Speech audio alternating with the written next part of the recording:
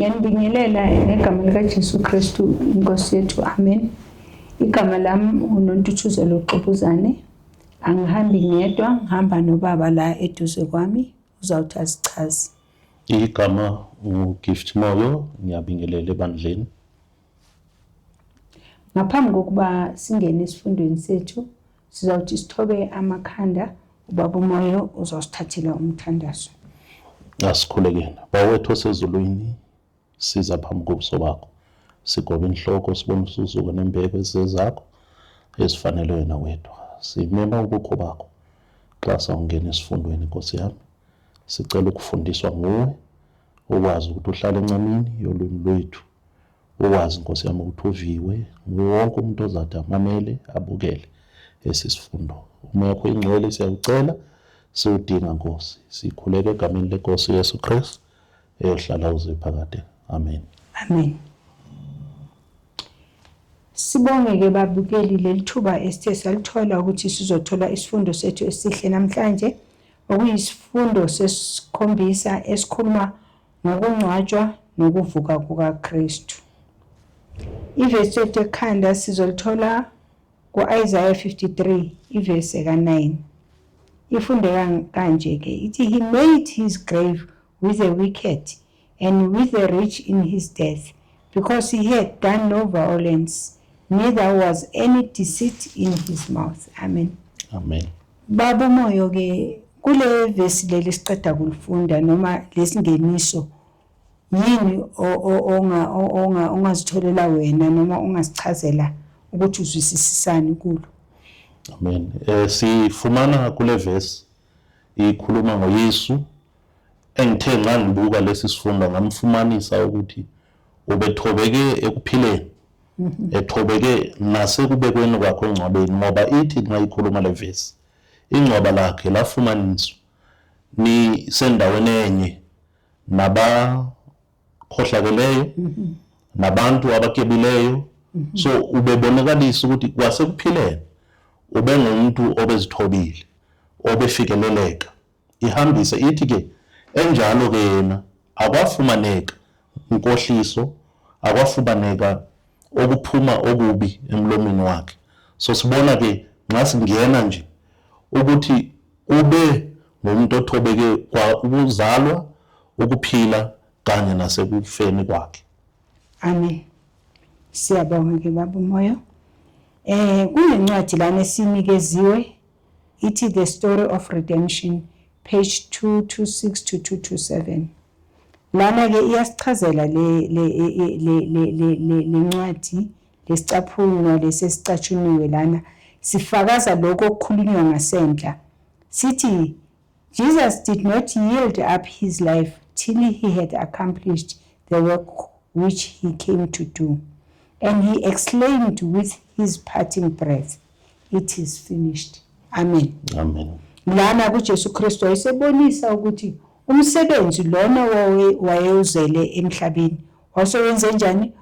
Sowuphelile. Yingakho wamemeza wathi kuqikiwe. Amen. Sizongena ke esifundweni sethu sangesonto esithi isihloko sakhona a perpetual institution.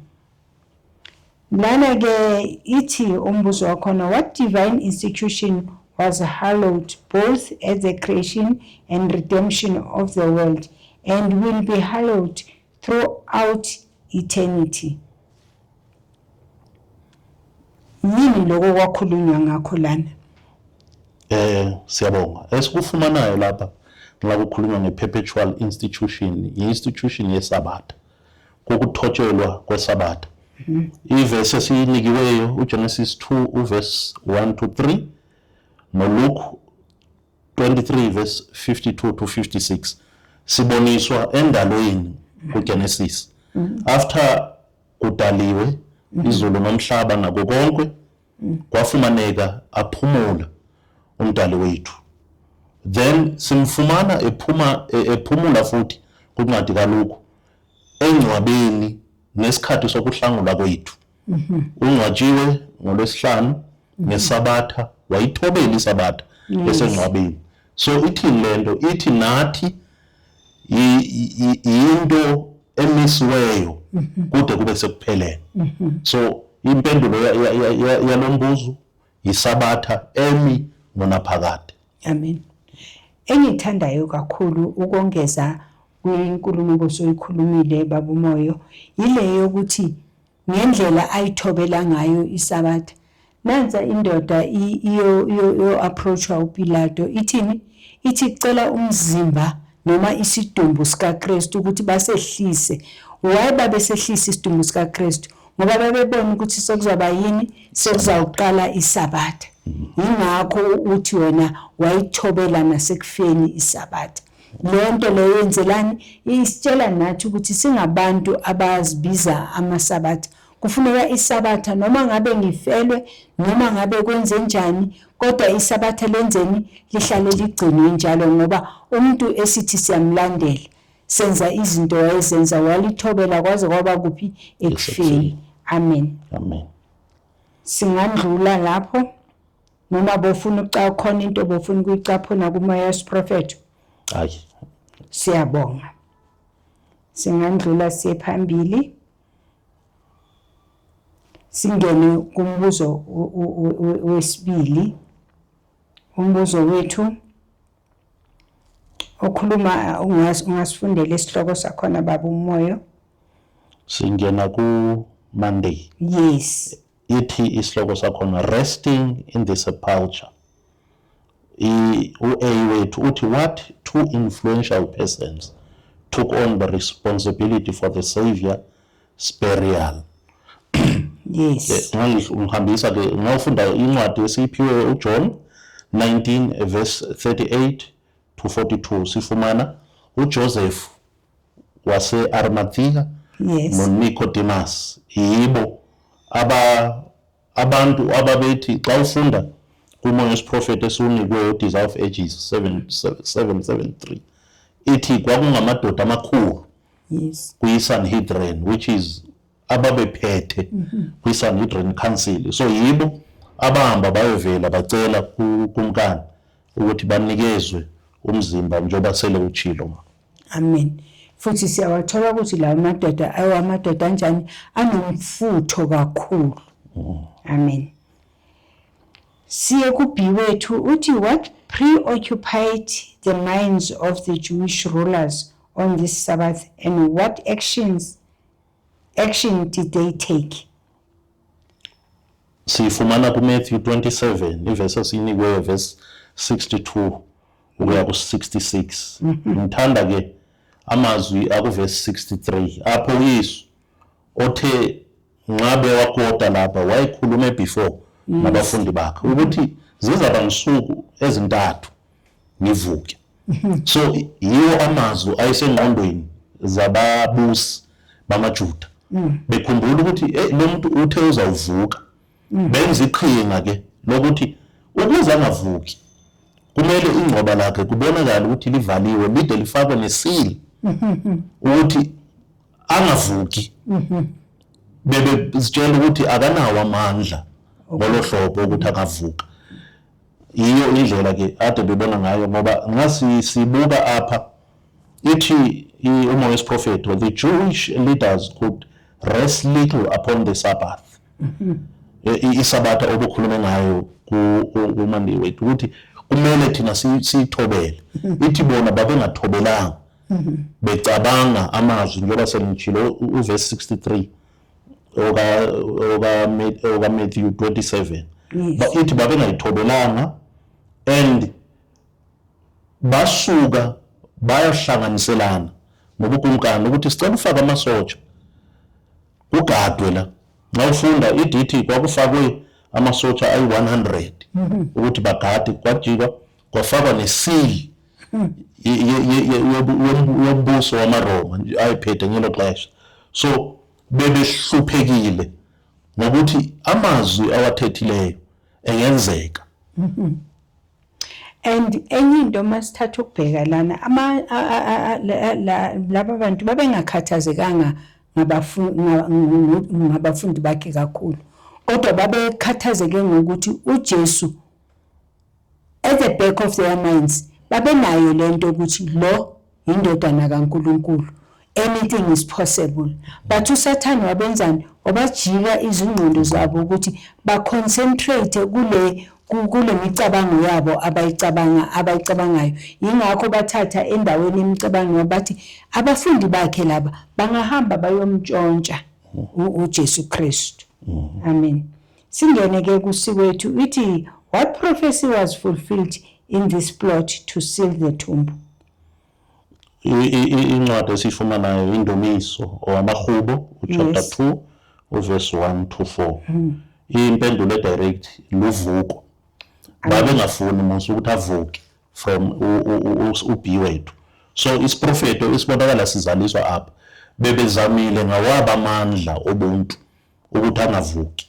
Kodwa ibiyinto eprofetishiweyo ngaphambili ukuthi lukhona uvuko oluzaba khona. Amen. Amen. Sizawuthi sifunde umoya wesiprofeto otholakala ku-Desire of Ages page 778. Ubalulekile ukuthi singawucaphuna uthi the very efforts made to prevent Christ's resurrection are the most convincing arguments in its proof. The greater the number of soldiers placed around the tomb, the stronger would be the testimony that he had risen. Roman guards and Roman arms were powerless to confine the Lord of life within the tomb. The hour his release was near. Amen. Bahluleka ukumbamba ngamandla abo ukuba ahlale engcwabeni. Otherwise bona kwakuyinjongo yabo ukuthi ithuna limbambe kuze kube sekugcineni. Singene ngumbuzo wethu wangolesibili uthi the empty tomb. What happened the morning of the first day of the week? Kwenzekani? Matthew 28 verse 2 ukuya ku4. Sifumana kunokuzamazama komhlaba okukhulu. Ithi ke waqhamuka isithunywa or iangel. Uthi xa ufunda kumoya wesiprofeto lo sezantsi ithi sisithunywa esathatha indawo kaSathane ekhayizulwini. Ithi zikhona ebezihleli zigadile. Xa enefika emuva lento bebevale ngayo beqenqa elilike. Kwafumaneka eliqenqa achopha phezukwalo ukubonisa ukuthi isikhathi sesifikile sokuthini uyesavu. Ithi ke ekwenzeni kwakho konke lokho lama John ade egadile ithi by witness. Ngithandile sifundile leya quotation esenhla ebibonisa ukuthi kwakufuneka abantu bebe baningi abazawungqina ngoluvuko. Yani ithi babona yonke lento isenzeka. Bawa okwabantu abafileyo. Indlela ke okwakumele kubonakale ngayo. So yinto esiyifumanayo ukuthi ukuze eli thumbu libe empty kumele kube nobungqina obuningi. Indlela engiyithandileyo ke nxa kuboniswa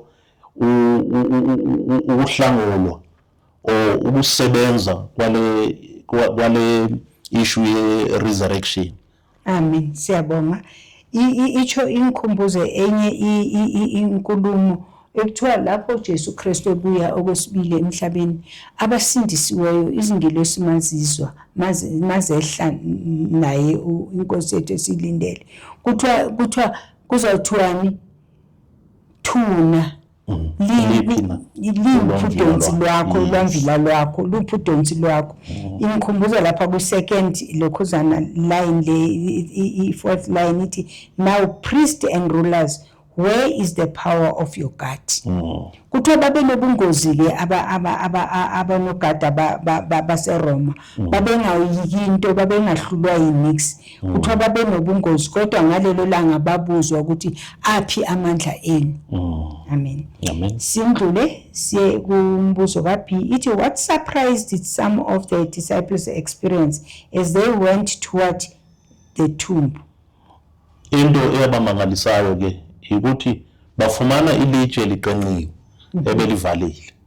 And uthi ngawulandela iverse esiyinikeziweyo especially kuLuke 24 verse 1 to 3 ithi waphakama uPeter ebaleka eleqa esiya apha engcwabeni, weza uJohn ngemva kwakhe.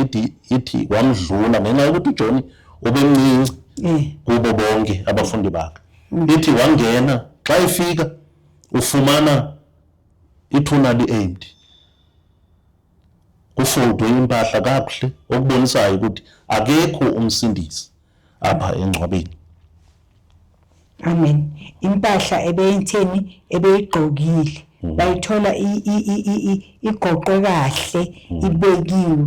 Kuthiwa manje umyalezo muni nesiyalezo sini leso izingelosi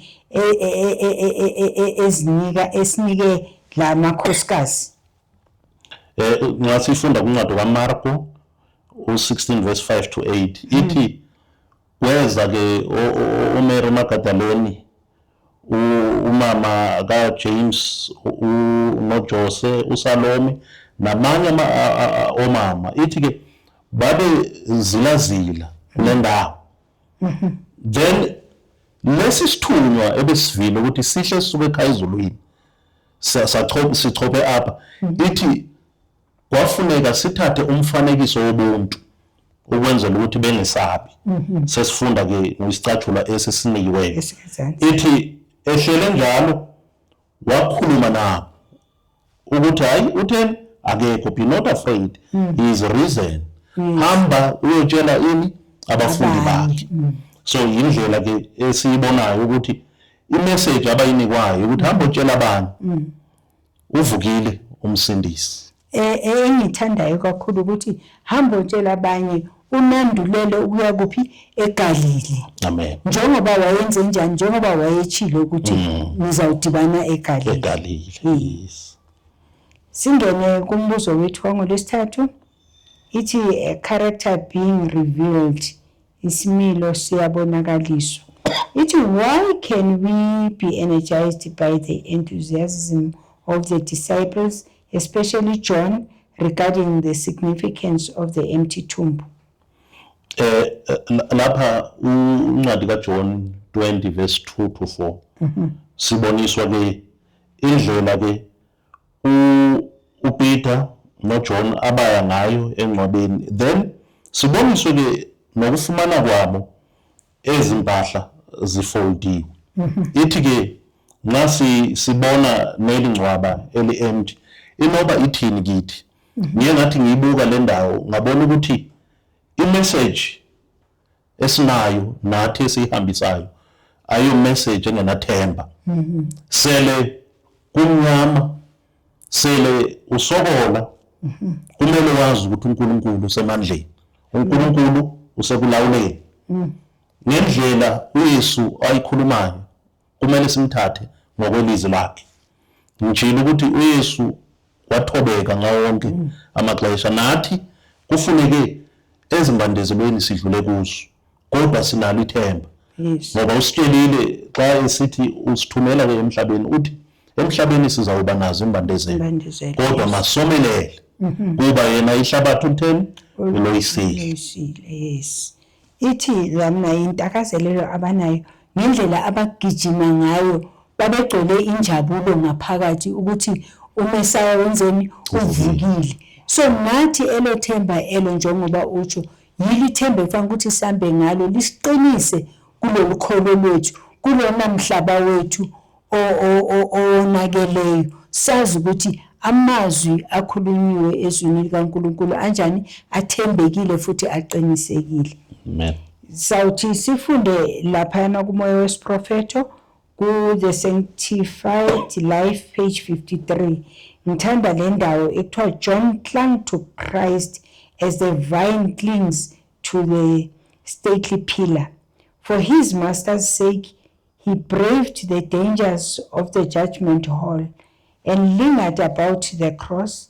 And at the tidings that Christ had risen, he hastened to the sepulchre. In his zeal, outstripping even the impetuous Peter. Amen. Ngiyayithanda ke lana ukuthi ukubambelela kuKristu, uma ubambelele kuKristu uqinile, yonke into ayikhulumile uKristu noma ngabe wayikhuluma 6000 years ago, kodwa ngoba wayekhuluma ngomlomo wakhe, amazwi akhe anjani aqinisekile. Amen. Amen. Singene ku-B wethu ithi, what can we learn from the example of order and good taste that Jesus provided following his resurrection? John 20 verse 5 to 7 sibona ke sebelapha engcwabeni njalo bengisele ngitshilo ukuthi bafumana ukhuphile ezingubo obezinqitshisiwe, wazifolda kahle, wazibeka. Lapha siboniswa ke ngiye ngayithatha mina ngayizisa kwisimilo sethu. Yes. Ukuthi isimilo sethu singamaKristu sengibukeke kumoya wesiprofeti. Yes. Ukuthi if ngisithi nginomlindi kaYesu wesibili, kumele ngihambe ngikhulume ngikwazi ukwakha isimilo, ngoba uYesu ngayisiza akazothatha boni abangoyisanga, uzothatha boni abanesimilo esifana nesakhe, ngoba kumele ibe yinto engifuna ukuyenza nsuku zonke ukuthi imperfect isimilo sami, ngoba ithi isicathulo esiku-Christ Object Lessons page 356, Yes. actions repeated form habits, habits form character, and by the character our destiny for time and for eternity is decided. Now enye engichukumisayo ithi only by faithfulness in the little things can the soul be trained to act with fidelity under larger responsibilities. So kufuna ngithembeke entweni ezincane. Ngingacela enkonzweni ukuthi mzalwane sithandazele. Kumele ngiyenze ngokuphelelisiweyo. Ngoba ithi uqala uthenjwe kwezincinci. Ngenye imini uzawucela kokukhulu. Ngokuba uqhelile ukuthobela kokuncinane, kuzoba lula ukuthi uthobele noko okukhulu. So siboniswa ngoko uYesu benakho ukuthi athi yena ungumsindisi, angayimameli yonke into, enze okumsindisa. But simbonile uYesu, ngifuna nje ukucaphula emva ehlamba abafundi bakhe inyawo. Ubengumsebenzi ongabhekelwanga entweni enkulu, kodwa yena wasithoba, wabahlamba inyawo. Yinto nje esiyifundiswayo nathi ukuthi kulo msebenzi wobuKristu kubalekile ukuthi sizithobe, ngoba ukuzithoba kwakheka izimilo zethu. Yes. Siyabonga kakhulu impendulo yakho esezingeni eliphezulu kakhulu mzalwane, nemizekelo othe wasinikeza yona. Sikusikwethu ithi, what message did the guards bring to the Jewish leader? Benza ntoni ilento? Siyathola ke lapha ukuthi baletha ubufakazi. Uyabona into kaNkulunkulu ayikwazi ukufihleka. Baletha ubungqina ebantwini, babatshela ngovuko likaYesu ukuthi uYesu ayikho into wrong babehamba umuntu abahlangana naye begijima bemtshela ngovuko likaYesu. Yes. Amen. Siyandlula ke siya kumbuzo wethu okuwumbuzo wokugcina wangolwesine. Ithi fraud to avoid facing reality. Ithi, what did the chief priest do to prevent circulation of the report about the resurrection? Lana abapristi siyababona mzalwane ukuthi bazama lecebo lokuvuka ukulifihla ukuthi lingaziwa ukuthi basebenza njani konje. Uthini lapho Mateyu 28 verse 12 to 15? uMateyu 28 verse 12 to 15 ithi bafumaneka njengoba salotshilo ukuthi babezama ngawo wonke amandla. Uverse 15 ithi, so they took the money and did as they were taught. Babafundisa ke ukuthi bangakhulumi iqiniso. Batsho ukuthi hayi, if ningakhuluma lokho esikutshele khona sizakwazi ukuthi sinivikele thina. So sifumana behambisa into ebubuxoki or amanga nesehlo esehlileyo. Kodwa ungakhumbula sithe siqala pha phezulu ithi uNkulunkulu wayivumela ukuthi kube nabantu abaningi, which is amajoni aseRoma, ukuze kube nobungqina. So uSathana apha sibona usebenzisa abaphethe inkonzo, which is abapriest, befuna ukuthi kuvaleke yonke lento, imessage ingabi inyaniso, but siyayibona ke ukuthi ibizwa njenge-fraud kulokuthi babheke inyaniso bakwazi ukuguquka. Yinto ke eza kuthi nathi kwinsuku esiphila kuzo ukuthi kubalekile nxa sewuthe wabona ukuthi maybe uphazeme, ngasingafuni ukuzenzelela. Ngikhumbuza ngoDavid. uDavid uthi esenze isiga esimbi, athi uNathaniel xa imtshela ukuthi nguye ophazemeyo, ngithanda indlela ajika ngayo, uthi ngingumoni omkhulu. And yilonto uza kufunda iBhayibhile ithi uDavid yindoda, he was a man after God's heart. Yes. Yinto ke engiyifumene yaba sisifundo kimi. Ngabona ukuthi izikhathi eziningi siyathanda, or ngithi ngiyathanda nxa ngisondeza kubo ukuthi nxa ngithe ngafumana into engiyibonayo ukuthi iyangibetha ngenzelele, kanti uNkulunkulu akafuni senzelele. Ngoba uLuke 19 verse 10 uthi uzothini, uzohlangula abalahlekileyo, to seek and to save that which is lost. So akezanga kubantu abalungileyo, uze kubantu abafuna ukulunga. Amen. Asilunga wethu amandla ke, silunga ngamandla esiwanikezwa nguYesu Kristu. Amen. Mzalwane, siyabonga kakhulu. Ukungachithi isikhathi, ngizothanda ukufunda lo moya wesiprofeto, ubaluleke kakhulu ngaphansi kwalesihloko lesi. Noma ungabe ufunda mzalwane lo moya wesiprofeto okugcina, ukuze nabalaleli bethu bazwisisise ukuthi uNkulunkulu uthini ngabantu abangafuni ukukhuluma iqiniso noma bangafuni ukuma eqinisweni. Amen.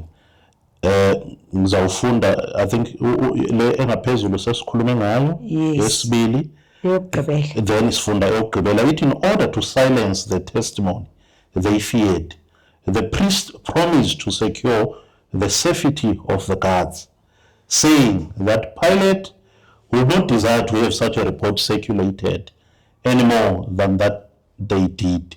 The Roman soldiers sold their integrity to the Jews for money.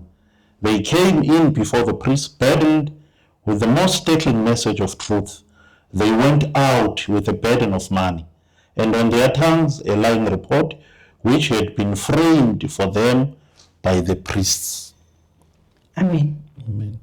Kubuhlungu kangakanani uphathe isizumbulu semali kuwe, kodwa ube wazi ukuthi nale mali lena ingakufaka engxakini ngoba babengavunyelwanga ukulala emsebenzini. Kodwa ngoba babetshelwa abantu abakhulu bayenzani, bakwenza lokho, kodwa akuzange kulethe ukuthula empilweni yabo noma ezinhlizweni zabo.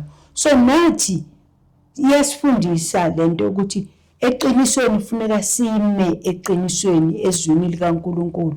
Ngisho noma ngabe umfundisi wakho noma ngabe umuntu wakho omthanda kangakanani ebandleni, uma ngabe enze okubi, mtshele ukuthi wenze okubi. Ungesabi ukuthi unesikhundla noma kanjani, ukhulume into eqondile. Siyabonga kakhulu mzalwane, isifundo sethu besimnandi kakhulu esisixwayisayo kuko konke lokhu esesakuthola kulesifundo sethu. Siphume